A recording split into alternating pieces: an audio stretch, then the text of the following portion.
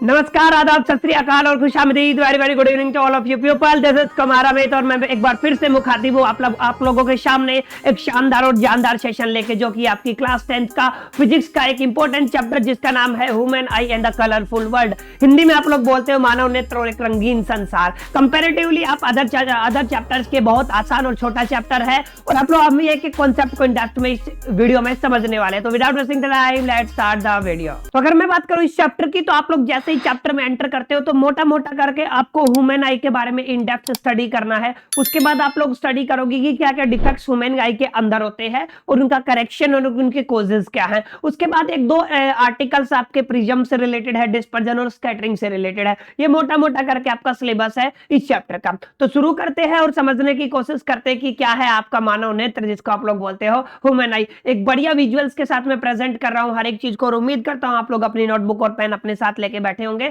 और एक एक चीज को नोट कर रहे होंगे। तो चलिए शुरू करते हैं और अब समझते हैं। देखिए, जैसे ही आप लोग ह्यूमन आई को देखते हो, बाहर से कुछ इस तरीके का स्ट्रक्चर दिखता है। ये नीला समुद्र जैसा स्ट्रक्चर है ना, इसके भी बाहर आपको एक ट्रांसपेरेंट लेयर आपको दिखाई नहीं देती है, लेकिन होती है। जब आप लोग माइक्रोस्कोप से देखोगे या फिर किसी दूसरे की आंख में देखोगे तो आपको दिखेगा कि इस नीले रीजन के ऊपर भी एक ट्रांसपेरेंट लेयर होती है। उसको, जिसको आप लोग बोलते हो क्लास, हम उसको बोलते हैं यहाँ पे अपनी जनरल लैंग्वेज में हम लोग बोल रहे हैं उसको कॉर्निया। क्लियर?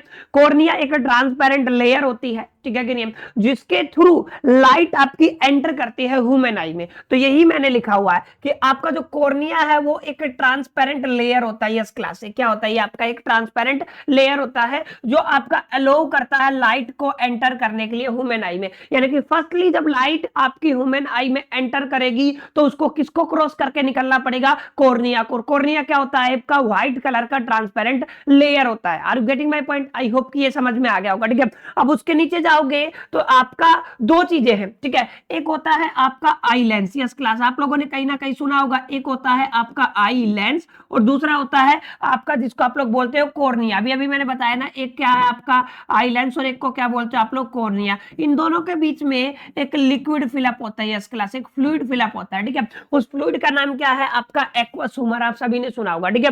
तो एक्वस ह्यूमर का मतलब एक ऐसा फ्लूइड जो लाई करता है in between the cornea and eye lens, ठीक है। आई लेंस और आपके कॉर्निया के बीच में एक फ्लूइड एग्जिस्ट करता है जिसका नाम क्या है? Aqueous humour. और कॉर्निया क्या होता है? कॉर्निया एक ट्रांसपेरेंट की व्हाइट कलर ट्रांसपेरेंट लेयर होती है, आप लोग कह सकते हो, ठीक है, जिसके थ्रू लाइट फर्स्टली एंटर करती है ह्यूमन आई में। क्लियर? तो ये बाहर का कुछ स्ट्रक्चर था। अब आपको दिख रहा होगा कि यार ये ब्लू ब्लू कलर का क्या है, ब्लैक ब्लैक कलर का क्या है। तो ये दोनों चीजें मैं आपको बता देता हूं। जो आपको ये ब्लू कलर का स्ट्रक्चर दिखता है आपकी ह्यूमन आई में, क्लास उसको हम लोग बोलते हैं आइरिस। यस क्लास, क्या बोलते हैं हम लोग उसको? आइरिस बोलते हैं। आई होप के क्लियर होगा आपको, ठीक है। आइरिस क्या करता है कि कितना लाइट आपकी ह्यूमन आई में एंटर करेगा, मतलब अमाउंट ऑफ लाइट को कंट्रोल करता है, ठीक है। तो यही मैंने यहाँ पे आपका लिखा हुआ है, क्या है आपका? आइरिस। तो आइरिस क्या करता है? रेगुलेट करता है। यस क्लास, क्या करता है? रेगुलेट करता है। किसको रेगुलेट करता है? Amount of light enter in the human I. Clear है? यानी कि कितना आपका अमाउंट लाइट का एंटर करेगा, अमाउंट ऑफ लाइट, ठीक है। अमाउंट ऑफ लाइट, कितना आपका लाइट का अमाउंट एंटर करेगा ह्यूमन आई में, उसका काम कौन करता है? आपका आइरिस। उसको रेगुलेट करने का काम कौन करता है? आपका आइरिस, ठीक है। और ये जो आपको बड़ा वाला स्ट्रक्चर दिख रहा है, ये क्या है? आपका आई, ठीक है। अब इसी के अंदर आप लोग देखोगे तो आपको एक ब्लैक कलर का स्ट्रक्चर भी दिख रहा है, ठीक है। क्लास इसको बोला जाता है प्यूपिल। यस क्लास, क्या बोला जाता है? प्यूपिल। और प्यूपिल अपने आप में एक होता है आपका होल। यस क्लास, क्या होता है? आपका होल। यानी कि प्यूपिल क्या है? एक होल है जिसके थ्रू लाइट आपके अंदर घुसता है, आंख के अंदर जाता है। क्लियर? फर्स्टली वो किसको क्रॉस करेगी? लाइट क्रॉस करेगी कॉर्निया को। कॉर्निया को क्रॉस करके वो कहां से, किससे इंट्रोड्यूस होगी? आइरिस से। आइरिस उसके अमाउंट को क्या करेगा? रेगुलेट करेगा। और प्यूपिल ही एक ऐसा रास्ता है जिसके थ्रू, यानी कि ब्लैक कलर का जो प्यूपिल, ठीक है, जिसके थ्रू ये क्या करती है? आपकी लाइट आपकी आंख में एंटर करती है, ठीक है। अच्छा, कई बार प्यूपिल का साइज इंक्रीज और डिक्रीज होता है। आप लोगों ने देखा होगा रात और दिन के टाइम में जब पे लाइट ज्यादा होती है ना, तो आइरिस इसको कमांड देती है प्यूपिल को, लाइट ज्यादा में जो प्यूपिल का साइज है वो छोटा हो जाता है। और जहाँ पे जो आपका जो लाइट है उसकी कमी होती है, ठीक है, जहाँ पे प्रेजेंस कम होती है लाइट की, तो ये आइरिस क्या कमांड देता है प्यूपिल को कि आप अपना साइज बढ़ा लो। यानी कि जो आपका आइरिस है एक तो रेगुलेट करता है अमाउंट ऑफ लाइट को, ठीक है, और यही आइरिस आपका प्यूपिल के साइज को भी कंट्रोल करता है। यस क्लास, क्लास, किसका, प्यूपिल के साइज को भी क्या करता है, प्यूपिल के साइज को भी कौन कंट्रोल करता है, क्लास आपका आइरिस करता है। क्लियर है। और ये आपको आई होप कि क्लियर हो गया होगा कि the size of प्यूपिल is control by the iris, ये मैं आपको बता चुका हूं, आइरिस ही है जो आपके किसको क्या करता है, साइज को कंट्रोल करता है। अच्छा, नाइट के टाइम पे आपकी जो प्यूपिल है उसका साइज क्या हो जाता है, इंक्रीज हो जाता है, ये आपको थोड़ा याद रखना, नाइट में आपका क्या हो जाता है, इंक्रीज, क्योंकि लाइट कम होती है। ठीक है, यहाँ पे आपको दिख रहा होगा, ये दोनों विजुअल्स के थ्रू आप लोग देख सकते हो, यहाँ पे प्यूपिल का साइज बढ़ा हुआ है। ठीक है,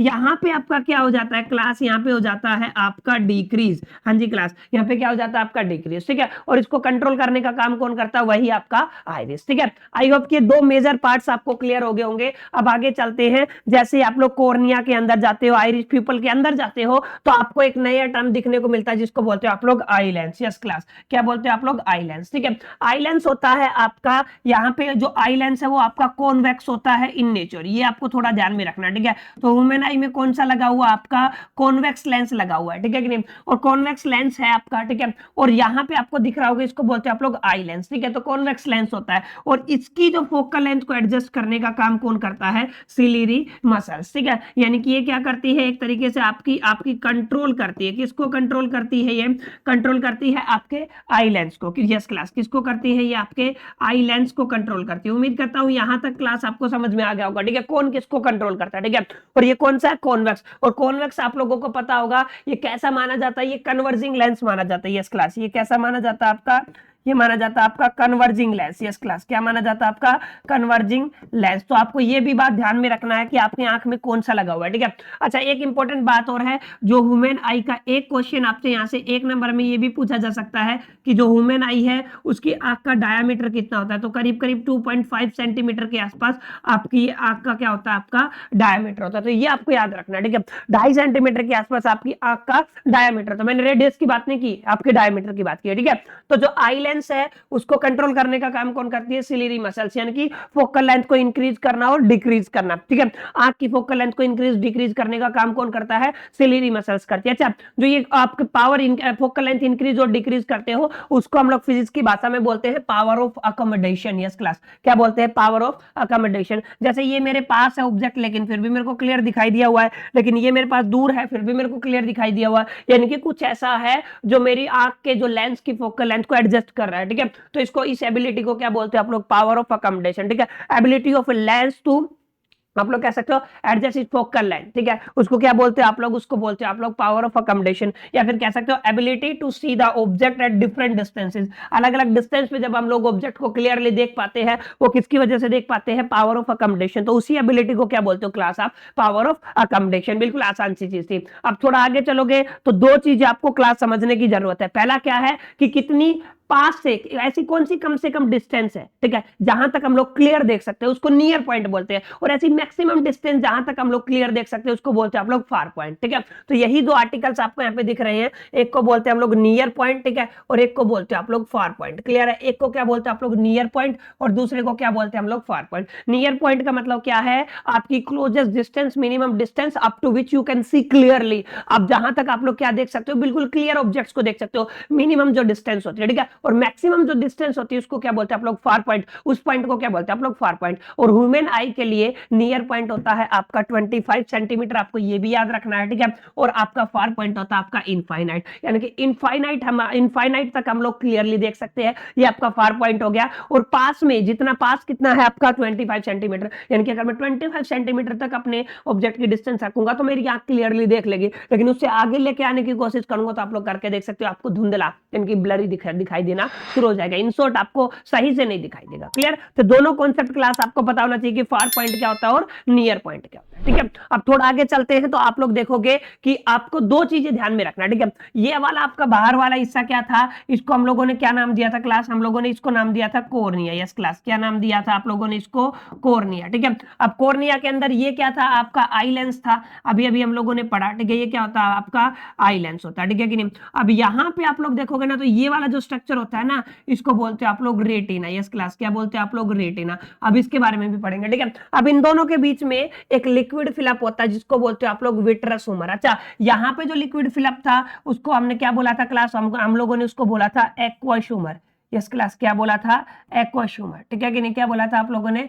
एक्वस ह्यूमर, ठीक है। अब यहाँ पे जो लिक्विड फिलअप होता है ना, यहाँ पे उस लिक्विड को हम लोग क्या बोलते हैं क्लास? उसको बोलते हैं हम लोग विट्रस ह्यूमर। क्लियर? जो कहाँ पे होता है? आपका आई लेंस और आपके रेटिना के बीच में एग्जिस्ट करता है। यस क्लास, कहाँ पे एग्जिस्ट करता है? आई लेंस और रेटिना के बीच में जो लिक्विड एग्जिस्ट करता है ना, उसको क्या बोलते हो आप लोग? उसको बोलते हो आप लोग विट्रस ह्यूमर। उम्मीद करता हूं ये आपको समझ में आ गया होगा। 3 बेसिक रीजन मैं आपको बताऊंगा, 3 इसके वर्क बताऊंगा। पहली बात तो ठीक है, जो आपका आई लेंस है उसको न्यूट्रिएंट्स की जरूरत है, कि जिंदा लेंस होता है, ठीक है। जो न्यूट्रिएंट्स कौन प्रोवाइड करेगा? आपका विट्रस ह्यूमर। एक बात आपको ध्यान में रखना, ठीक है। तो पहला पॉइंट यही है कि ये न्यूट्रिएंट्स प्रोवाइड करता है, किसको प्रोवाइड करता है? आई लेंस को। यस क्लास, किसको प्रोवाइड करता है? आई लेंस को। आई लेंस को न्यूट्रिएंट्स कौन प्रोवाइड करता है? Vitreous humour. अच्छा, जो रेटिना है उसको सपोर्ट करता है। यस क्लास, ये क्या करता है? इसको सपोर्ट करता है। तो थोड़ा सा आपको ध्यान में रखना है, ये इसको क्या करता है? सपोर्ट करता है। किसको करता है? आई लेंस को क्या करता है? सपोर्ट करता है। थर्ड क्या है क्लास? ये ह्यूमन आई के शेप को मेंटेन करने में हेल्प करता है। यस क्लास,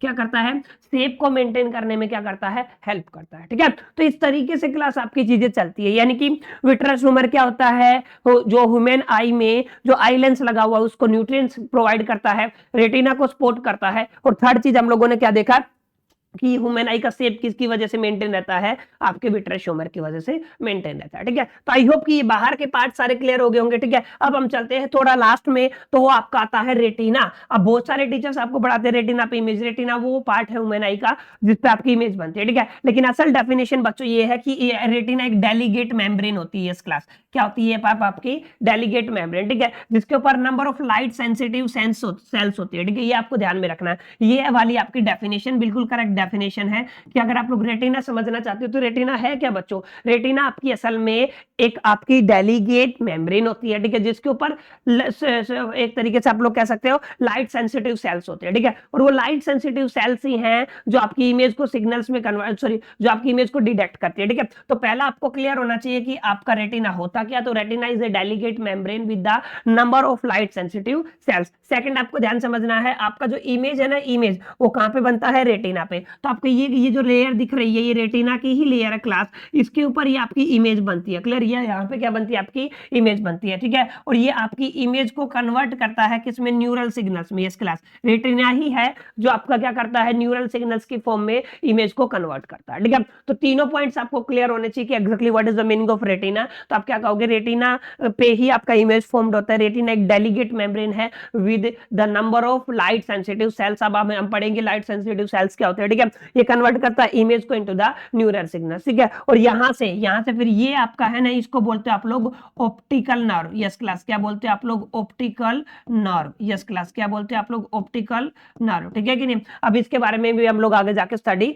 करेंगे, ठीक है। अब ध्यान से देखो, हम लोगों ने बोला इसको बोलते हैं आप लोग फोटो रिसेप्टर, यानी कि फोटो रिसेप्टर का मतलब आपकी जो रेटिना है उसके ऊपर लाइट सेंसिटिव सेल्स होती हैं। तो दो तरीके की सेल्स होती है, एक को आप लोग रोड सेल्स बोलते हो, एक को आप लोग कोन सेल्स बोलते हैं। आपको दिख रहा होगा ये बड़े साइज की और दो डिफरेंट कलर की, हाले और नीले कलर की जो सेल्स आपको दिख रही है ये वाली, ठीक है। ये वाली सेल्स है बच्चों, ये वाली सेल्स है आपकी कौन सी? Cone cell. और जो बाकी येलो कलर के आपको दिख रही है वो कैसी है? रोड सेल, ठीक है। रोड सेल किसके लिए है? ये लाइट की इंटेंसिटी को मेजर करते हैं या सेंस करते हैं, यानी कि किसको सेंस करते हैं? इंटेंसिटी ऑफ लाइट को, ठीक है। अच्छा, ये किसको सेंस करते हैं? ये कलर को सेंस करते हैं, यानी कि कौन सेल्स रिस्पॉन्सिबल है जो रेटिना पे प्रेजेंट होती है किसको सेंस करने के लिए? कलर को। और रोड सेल रिस्पॉन्सिबल है किसको सेंस करने के लिए? इंटेंसिटी ऑफ लाइट को। और इन दोनों के कॉम्बिनेशन से एक इमेज बन जाता है। क्लियर? उम्मीद करता हूं आपको समझ में आ गया होगा रेटिना क्या होता है और उसके बाद आपका रोड सेल कोन सेल क्या होता है, किस तरीके से ये लोग काम करते हैं, ठीक है। अच्छा, यहां तक तो इमेज आपका सिग्नल्स में कन्वर्ट हो गया, पढ़ा ना। रेटिना आपको किसमें? न्यूरल सिग्नल में कन्वर्ट कर देता है, ठीक है। किसमें कन्वर्ट कर देता है? न्यूरल सिग्नल्स में। अब इन न्यूरल सिग्नल्स को कोई लेके भी तो जाए, ठीक है, तो उसको ले जाने का काम कौन करता है? आपका ऑप्टिक नर्व, ठीक है। ये आपको दिख रहा है, ये है आपका ऑप्टिक नर्व। यस क्लास, ये क्या है? आपका ऑप्टिक नर्व, ठीक है कि नहीं। अब ये जो ऑप्टिक नर्व है ये आपके न्यूरल सिग्नल जो बने उसको कहां तक लेके जाते हैं बच्चों? ये आपके ब्रेन तक लेके जाते हैं। यस क्लास, कहां तक लेके जाते हैं? ब्रेन तक, ठीक है। तो ऑप्टिक नर्व वही है जो आपके सिग्नल्स को कहां तक पहुंचाती है? ब्रेन तक, ठीक है। तो अब ध्यान से देखो, ठीक है, ये कैरी करती है signal from the retina to the brain. Brain तक सिग्नल्स को क्या करती है? कैरी करती है, ठीक है। अच्छा, ब्रेन को ही आपका इनेबल करती है टू कंट्रोल द आई, आई को कंट्रोल करने के लिए। इसी के थ्रू आपका ब्रेन आई को भी क्या करता है? कंट्रोल करता है, ठीक है। यानी कि इन शॉर्ट जो आपके सिग्नल्स ले जाने का काम भी आपका ऑप्टिकल नर्व करता है, ठीक है, ऑप्टिक नर्व करता है। और ब्रेन आंख को किसके थ्रू कंट्रोल करता है, ऑप्टिक नर्व के थ्रू ही कंट्रोल करता है, ठीक है। आई होप कि ये चीज आपको क्लियर हुई होगी कि यार समझ में आ गया सर कि ऑप्टिक नर्व क्या होता है, रेटिना क्या होता है। एक एक पार्ट में आपको क्लैरिफाई करने की कोशिश करता हूं विद द नंबर ऑफ यूजुअल्स, ताकि आपको एक एक चीज की बढ़िया से क्लैरिटी हो, ठीक है। अब थोड़ा आगे चलते, देखो मैंने बताया ये आप लोगों ने देखा होगा, ये आपका क्या है, फ्लोवर है, इसका इमेज हमेशा रेटिना पे उल्टा बना। तो यहां से ये आपका जो ऑप्टिक नर्व है, यस क्लास, ये क्या है आपका ऑप्टिक जो नर्व है, ठीक है कि नहीं, ये क्या करेगी, सिग्नल्स को लेके जाएगी और कहां तक लेके जाएगी, ब्रेन तक, ठीक है कि नहीं। अब यहाँ पे क्या है, ये ब्रेन है और यहाँ पे देखो ये इसकी इमेज बनी हुई है सीधी, ठीक है। तो ये क्या होगी, आपकी इमेज होगी, ठीक है। अच्छा, इसी के थ्रू ही कंट्रोल करता है ब्रेन आपकी आंख को कि क्या करना है क्या नहीं करना है, ठीक है। उम्मीद करता हूं कैसे आपका propagation of light in human being होता है ये क्लियर हो गया होगा। इन शॉर्ट में आपको बताऊं ये सारे पार्ट्स हम लोगों ने कवर किए। सबसे पहला पार्ट हम लोगों ने देखा क्लास आपका कॉर्निया होता है, ठीक है। कॉर्निया के अंदर हम लोगों ने देखा प्यूपिल, ठीक है। प्यूपिल को कौन कंट्रोल करता है, आइरिस। उसके पीछे इन दोनों के बीच में क्या भरा होता है, एक्वस ह्यूमर, ठीक है। उसके पीछे क्या होता है, लेंस। लेंस भी कौन सा, मैं आपको बता चुका हूं क्लास, आपका कौन सा लेंस होता है, आपका कॉन्वेक्स लेंस होता है, ठीक है। यहाँ पे जो लिक्विड भरा होता है उसको क्या बोलते हैं आप लोग, विट्रस ह्यूमर, इसको भी हम लोगों ने पढ़ा, ठीक है। उसके बाद हम लोगों ने पढ़ा आई लेंस को कौन कंट्रोल करता है, सिलेरी मसल्स। इमेज कहां पे बनती है, रेटिना पे, ठीक है। एक आपकी delegate membrane with the number of sensitive sales, ठीक है, जहां पे रोड और कॉन्स होती है, हम लोगों ने पढ़ा, ठीक है। ये एक ब्लाइंड स्पॉट है, ठीक है, इसके बारे में ज्यादा नहीं पढ़ना। उसके बाद हम लोगों ने देखा कि ऑप्टिकल नर्व क्या होता है, ठीक है। ये वेरी वेरी इंपॉर्टेंट डायग्राम है, इनमें से कोई भी चीजें आपसे पूछी जा सकती है। अभी तक जो मैंने पढ़ाया वो बहुत बहुत इंपॉर्टेंट है। उम्मीद करता हूं क्लास आपको समझ में भी आ गया होगा, ठीक है, कि किस तरीके से चीजें आपकी चल रही है और कैसे आप लोग इन चीजों को समझ सकते हो, ठीक है। तो ये आपकी ह्यूमन आई का एक क्लैरिटी हो गया होगा, कैसे कैसे ह्यूमन आई काम करता है और कैसे कैसे एग्जैक्टली इमेज बनती है, कैसे पहुंचती है, कैसे सिग्नल्स काम करते हैं, ये सारी चीजें समझ में आ गई होंगी, ठीक है। अब इस ह्यूमन आई में कई बार डिफेक्ट्स आ जाते हैं बच्चों। तीन तरीके के जर्नली हम लोग डिफेक्ट्स पढ़ते हैं, एक मायोपिया, हाइपरमेट्रोपिया सॉरी हाइपरमेट्रोपिया, और थर्ड है आपका प्रेस बायोपिया। क्लियर है, ये तीनों चीजें हम लोग समझेंगे, ठीक है। अब देखो ध्यान से समझो, पहला है आपका मायोपिया। मायोपिया में क्या होता है क्लास, आप देखो ये नॉर्मल विजन है, ये आपका नियर पॉइंट है, ठीक है। मैं इसको क्या कह सकता हूं, आपका नियर पॉइंट, ठीक है, ये आप नियर पॉइंट कह सकते हो, ठीक है। और ये ऑब्जेक्ट आपका फार है, जहां पे फिजिक्स लिखा हुआ है, ठीक है। तो ये क्या है, आपका फार है। तो आप समझना क्या है कि नॉर्मल विजन में क्या होता है कि दोनों चीजें क्लियर दिखती है मेरे को, नियर की भी और फार की भी, ठीक है। लेकिन जैसे ही मायोपिया होगा ना, इसको आप लोग नियर साइटनेस भी बोलते हो। तो मेरे को पास की चीज तो दिखना शुरू करती है, लेकिन दूर की चीज दिखना बंद हो जाता है। क्लियर है।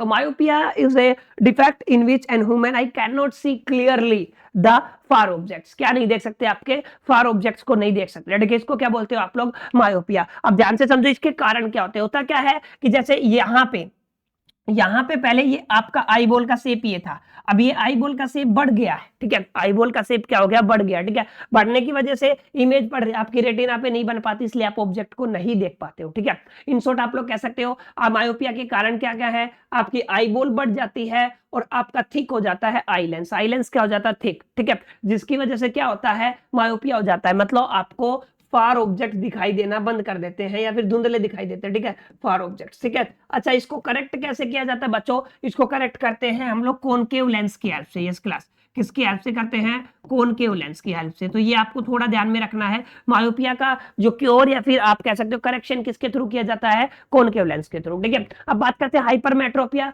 हाइपरमेट्रोपिया पेन में आपको दूर वाली चीज तो क्लियर दिखती है लेकिन पास वाली नहीं दिखती, ठीक है। इसको क्या बोलते हैं आप लोग, hypermetropia. Hypermetropia is a disease in which we can see clearly the far object but doesn't see clearly the near object. हम नियर ऑब्जेक्ट्स को क्लियरली नहीं देख सकते हैं, ठीक है। तो इसको क्या बोलते हैं आप लोग, हाइपरमेट्रोपिया, और इसको क्या बोलते हैं आप लोग, फार साइटनेस। क्लियर। अब इसका कारण क्या है मैं आपको बता देता हूं। इसका कारण है आई बाल का छोटा हो जाना, लेंस का मोटा हो जाना, ठीक हो जाना। तो क्या होता है, आपकी जो इमेज है वो रेटिना से पीछे बनती है। देखो मायोपिया में आपकी रेटिना से आगे बन गई थी क्योंकि बढ़ गया था, छोटा हो गया तो कहां पे बनेगी, पीछे बनेगी। अब इसका करेक्शन कैसे करते हैं बच्चों, हम लोग कॉन्वेक्स लेंस का यूज करते हैं। यस क्लास, किसका यूज करते हैं हम लोग, कॉन्वेक्स लेंस का, ठीक है। तो हाइपरमेट्रोपिया में हम लोग क्या करते हैं, कॉन्वेक्स लेंस का यूज करते हैं। इसका करेक्शन क्या है, हम लोग कॉन्वेक्स लेंस का यूज करके इसको क्लियर क्लियरली ऑब्जेक्ट को दिखा सकते हैं। ठीक है, अब आगे चलते हैं इन दोनों का कॉम्बिनेशन, जिसको बोलते हो आप लोग प्रेस बायोपिया। अच्छा, प्रेस बायोपिया एक तरीके से पावर ऑफ अकोमोडेशन डिक्रीज हो जाती है, मतलब एज के साथ, एज के साथ जो आई लेंस है वो अपनी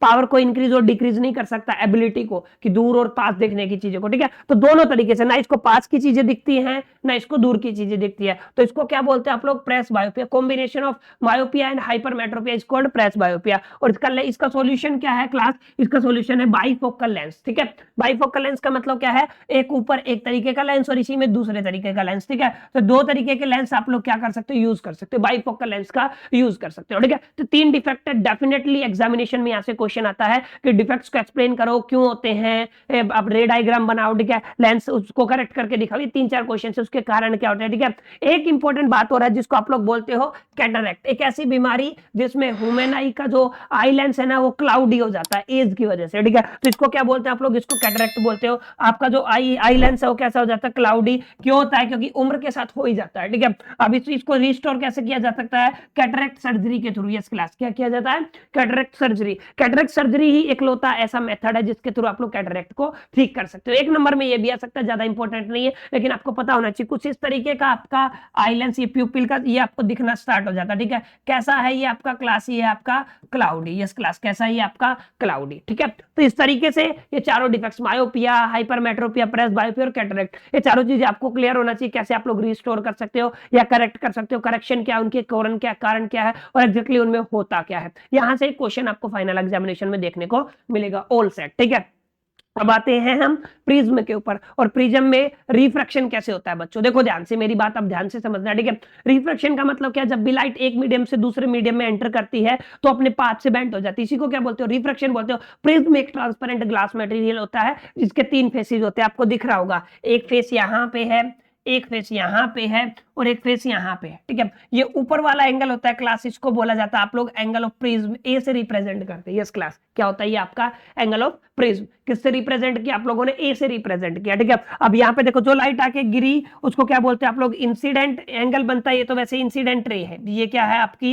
इंसिडेंट रे। क्लियर, ये आपको समझ में आ गया होगा। ठीक है, अब जानी तो ऐसे चाहिए थी, लेकिन ये रिफ्रैक्शन की वजह से ऐसे मुड़ गए। ठीक है, ऐसे ये नॉर्मल बन गया, यहाँ पे भी नॉर्मल बन गया और ये फिर से मुड़ गई। ये वाला जो एंगल बनता है इसको बोलते हैं एंगल ऑफ इमरजेंस, और जितनी ये मुड़ी इसको बोलते हैं आप लोग एंगल ऑफ डेविएशन। यहां से देखो ये क्या बन गया आपका angle of deviation. Angle of incident, angle of refraction आप सभी को पता ही है, ये आप लोग पढ़ते आए हो। ठीक है, तो प्रिज्म के थ्रू कैसे रिफ्रैक्शन होता है, ये डायग्राम वेरी वेरी इंपॉर्टेंट, आपसे पूछा जा सकता है, आपको इसको नोट कर लेना। ठीक है, काफी इंपॉर्टेंट चीज है, रिफ्रैक्शन थ्रू होता है प्रिज्म, आपसे पूछा जा सकता है। ठीक है कि नहीं। अब क्या करता है प्रिज्म, एक चीज और करता है क्लास, जिसको बोलते हैं आप लोग splitting of white light into the 7 colour. आपको दिख रहा है, ठीक है, क्या हो गया आपका, यहाँ पे एक बैंड बनेगा। ठीक है, ये क्या करेगा आपका, डिस्पर्जन करेगा, यानी कि डिस्पर्जन ऑफ लाइट। ठीक है, डिस्पर्जन का मतलब क्या होता है कि आपका जो व्हाइट लाइट है ना वो 7 कलर्स में स्प्लिट हो जाता है। यस क्लास, व्हाइट लाइट किस में हो जाता है, 7 कलर्स में क्या हो जाता है, स्प्लिट हो जाता है, आप लोग दिख रहे हो। ठीक है, और 7 कलर के कॉम्बिनेशन को हम लोग बोलते हैं स्पेक्ट्रम। यस क्लास, क्या बोलते हैं, स्पेक्ट्रम। और इसके लिए फॉर्मूला आप सभी ने पढ़ा होगा, क्या होता है आपका, विबग्योर। यस क्लास, क्या होता है आपका, विबग्योर, ये स्पेक्ट्रम बनता है क्लास। ठीक है, तो ये क्या हो गया आपका, व्हाइट का, व्हाइट लाइट किसमें टूट गया, स्पेक्ट्रम में, 7 कलर में टूट गया, तो इसी को क्या बोलते हैं आप लोग, डिस्पर्जन। ठीक है, अच्छा, ये डिस्पर्जन आपकी वाटर ड्रॉप्स की हेल्प से भी हो सकता है और ये डिस्पर्जन आपका प्रिज्म की हेल्प से भी हो सकता है। ठीक है, तो एक चीज आपको ये समझ के चलनी है। ठीक है, अब देखो 2 मेजर चीजें आप लोगों ने देखी होगी, लाइट जैसे ही पास होगी कहां से, आपके प्रिज्म से, 2 इंपॉर्टेंट बातें आएंगी। ठीक है, आपको वोयलेट दिखेगा, वोयलेट सबसे ज्यादा बेंट होता है, आपको दिख रहा है नीचे सबसे ज्यादा बेंट कौन हो रहा है, वोयलेट, और रेड कम वोयलेट हो, वो कम बेंट हो रहा है। ठीक है, तो इस तरीके से आप लोग इस चीज को देख सकते हो। ठीक है, तो आप इसकी इन शॉर्ट आप लोग क्या कह सकते हो, dispersion of light is a phenomena of splitting of white light into the 7 colours with the help of the prism और इट्स में बी वाटर ड्रॉप। ठीक है, इसको क्या बोलते हैं आप लोग, डिस्पर्जन। ठीक है, और सबसे ज्यादा जो आपका एक तरीके से बेंट हो रहा है वो कौन सा है, वोयलेट कलर है क्लास, और सबसे कम कौन सा हो रहा है, रेड कलर। इसका कारण हम लोग आने वाले टाइम में अभी समझेंगे 5-6 मिनट में। ठीक है,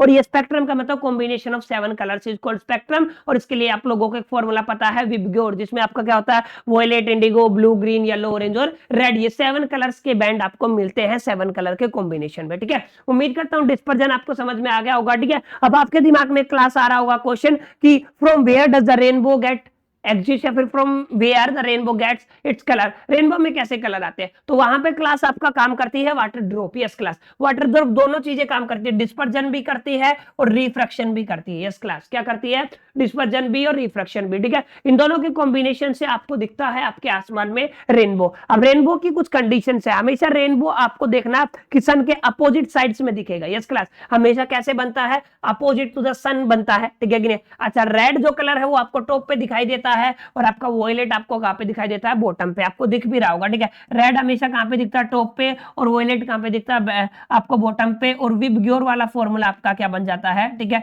यहाँ पे बन जाता है और यहाँ पे बनता है ये आपका रेनबो, ठीक है। तो इस तरीके से आप लोग क्या बना सकते हो, रेनबो बना सकते हो, ठीक है कि नहीं। तो रेनबो की कुछ कंडीशंस है, ठीक है।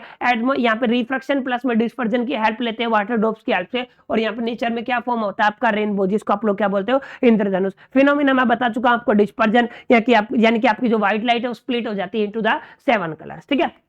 अब चलते हैं आगे, एटमॉस्फेरिक रिफ्रैक्शन क्या होता है, ये तो आप सभी को क्लियर है। रिफ्रैक्शन का मतलब जब भी लाइट यार एक मीडियम से दूसरे मीडियम में जाती है तो क्या करती है, अपने मीडियम से बेंट हो जाती है, ठीक है, अपने ओरिजिनल पार्ट से बेंट हो जाती है। अभी होता है क्योंकि अलग अलग मीडियम में लाइट की स्पीड अलग अलग होती है, तो यहाँ पे भी सेम केस है। अब आप लोग देखोगे ये आपकी अर्थ है, अलग अलग गैसेज का ओरा होता है और अलग अलग गैसेज में अलग अलग स्पीड आती है लाइट की, ठीक है। तो अब ये क्या होती है, बार बार आपकी बेंट होती जाती है लाइट और आपको क्या दिखता है, एटमॉस्फेरिक रिफ्रैक्शन, जिसकी कुछ प्रैक्टिकल एप्लीकेशन आप लोग बोल सकते हो, twinkling of star. Twinkling of star is the application of the atmospheric refraction, क्योंकि जो आपके अर्थ के चारों तरफ डिफरेंट डिफरेंट गैसेस का ओरा होता है, जिसकी वजह से मल्टीपल टाइप्स ऑफ आपका एटमॉस्फेरिक रिफ्रैक्शन होता है, जिसकी वजह से आपको दिखता है कि तारा क्या कर रहा है, टिमटिमा रहा है, ठीक है, लेकिन वो अपनी एक ही पोजीशन पे क्या रहता है, मेंटेन रहता है, ठीक है। अच्छा, एडवांस सनराइज और डिले सन, ठीक है कि नहीं, आप सनसेट, ठीक है, ये 2 मिनट पहले आपको एडवांस में दिखता है और 2 मिनट बाद तक आपको दिखता है। ये क्यों दिखता है, ये भी आपका एटमॉस्फेरिक रिफ्रैक्शन ही होता है क्लास। उम्मीद करता हूं यहां तक आपको समझ में आ गया होगा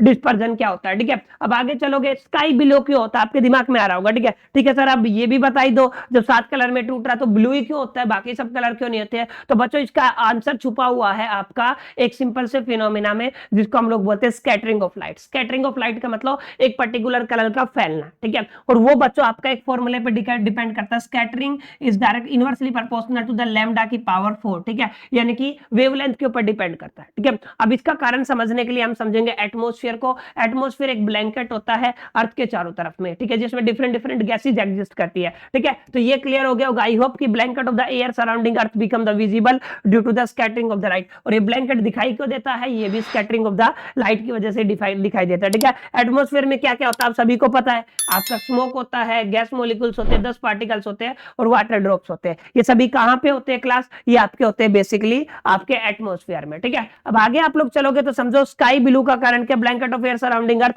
become the visible due to the scattering of light. मैंने बताया किसकी वजह से होता है, स्कैटरिंग ऑफ लाइट की वजह से होता है। अब स्कैटरिंग ऑफ लाइट का फिनोमेना किस पे डिपेंड करता है, मैंने बताया 1 अपॉन में लैम्डा की पावर 4। अब ध्यान से समझना, रेड की मोस्टली सबसे ज्यादा जो है ना आपकी जो है क्या होता है कि आपका जो वेवलेंथ होता है, ठीक है, और जो आपका ब्लू है उसका सबसे कम होता है, ठीक है। इसकी जो है बिल्कुल लेस होती है, ठीक है कि नहीं। अब जिसकी कम उतना ही ज्यादा स्कैटर, जिसकी ज्यादा उतना ही कम स्कैटर, इसलिए रेड है वो आपका बहुत कम स्कैटर या फिर ना स्कैटर नहीं होता, लेकिन ब्लू क्या हो जाता है आपका स्कैटर हो जाता है, ठीक है। और इसीलिए रेड जो कलर के सिग्नल्स आपके बनाए जाते हैं, क्योंकि रेड कलर स्कैटर नहीं होता, दूर से दिखाई देता है और देखने में आसानी होती है, ठीक है। जो जितने भी डेंजर सिग्नल्स, इमरजेंसी सिग्नल्स बनाए जाते हैं वो किस कलर के बनाए जाते हैं, रेड कलर के। तो इसको क्या बोलते हैं आप लोग, स्कैटरिंग ऑफ लाइट, ठीक है। अच्छा, टिंडाल इफेक्ट आप लोगों ने देखा होगा, ठीक है, जब भी light beam of light move करता है तो उसके अंदर जो पार्टिकल्स की मूवमेंट है उसको क्या बोलते हैं आप लोग, टिंडाल इफेक्ट, ठीक है। Colloidal particle scatter the light. और इसमें इंपॉर्टेंट बात क्या है कि कोलोइडल पार्टिकल क्या करते हैं,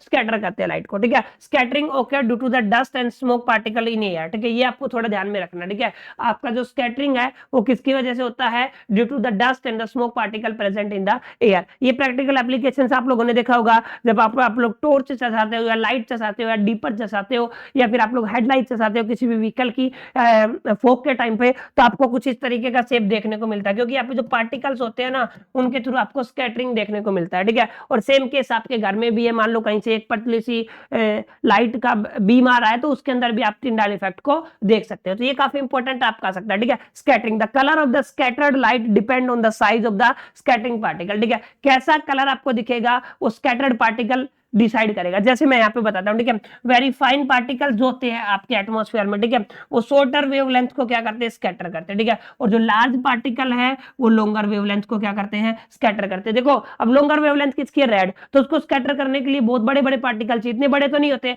लेकिन फाइन पार्टिकल्स होते हैं आपके एटमॉस्फेयर में, तो फाइन पार्टिकल किसको स्कैटर कर देते हैं, ब्लू को, इसलिए आपको कैसा दिखाई देता है, वो ब्लू दिखाई देता है। क्लियर? तो इस तरीके से मैंने बताया कि आपका जो रेड है वो स्कैटर लिस्ट होता है और आपका वोयलेट इंडिगो ये कुछ ज्यादा ही हो जाते हैं, ठीक है, ब्लू क्या होता है आपका स्कैटर मोस्ट होता है। क्लियर है? तो आई होप कि ये समझ में आ गया होगा कि किस तरीके से आपका पूरा का पूरा रिलेशन चलता है, कैसे आप लोग इन चीजों को अच्छे से अंडरस्टैंड कर सकते हो। तो मैंने आपको प्रॉपर आई के एक एक पार्ट्स को एक्सप्लेन किया, उसके बाद हम लोगों ने डिफेक्ट्स को देखा, उसके बाद हम लोगों ने प्रिज्म और उससे डिस्पर्जन स्कैटरिंग को देखा और उसकी प्रैक्टिकल एप्लीकेशंस को देखा। उम्मीद करता हूं क्लास आपको ये लेक्चर समझ में आया होगा। अगर वीडियो अच्छा लगा तो आप लाइक कर सकते हो, डेफिनेटली अपने फ्रेंड्स के साथ और ग्रुप में भी शेयर कर सकते हो। बाकी मिलते हैं इसी ऐसी नेक्स्ट इंटरेस्टिंग सेशन के साथ, तब तक के लिए मेरी तरफ से ऑल द बेस्ट।